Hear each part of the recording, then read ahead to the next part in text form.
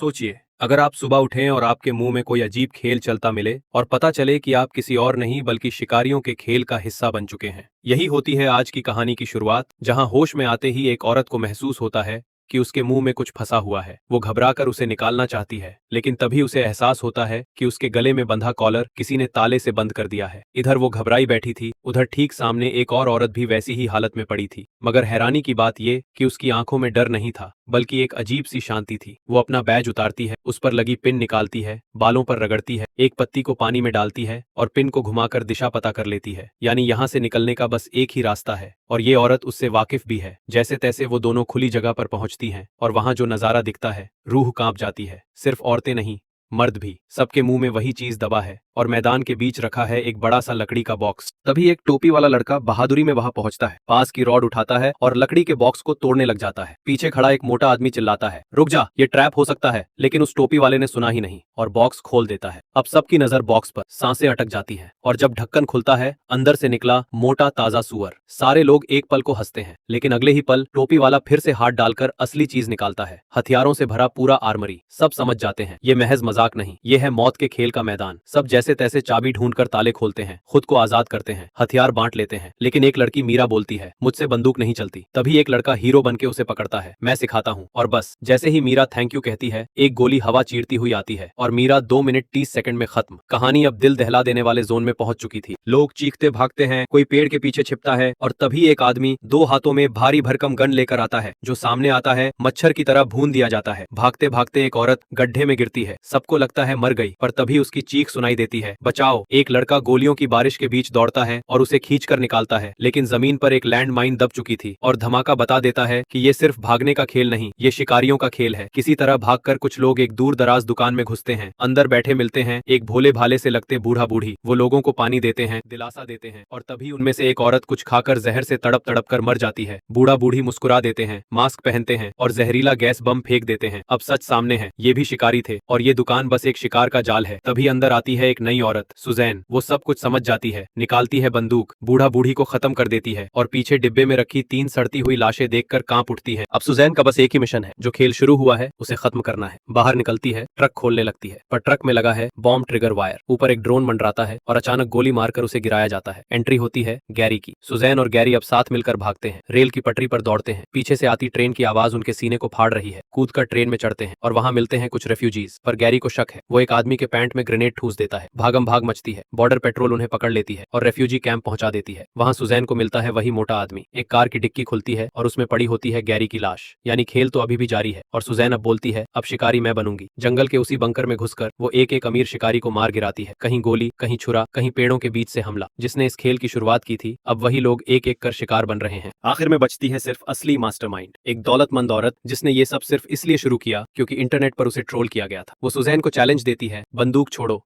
अगर हिम्मत है तो सामने से लड़ो। और फिर शुरू होती है सबसे खतरनाक महिला भिड़ंत। घर के अंदर कुर्सियां टूटती हैं, शीशे बिखरते हैं, चाकू, गोली, किक, पंच, दोनों एक दूसरे को मिटाने की कसम खाए होकर भिड़ जाती हैं। आखिरकार सुजैन 360 डिग्री घुमाकर एक घातक दांव लगाती है और चाकू सीधा मास्टरमाइंड के पेट में घोंप देती है। वो वहीं गुस्से में तड़प कर मर जाती है। सुजैन लहूलुहान है, लेकिन अपने पेट के घाव को जलते हुए गैस से बंद करती है, और फिर मास्टरमाइंड के ही कपड़े पहनकर उसकी कुर्सी पर बैठ जाती है।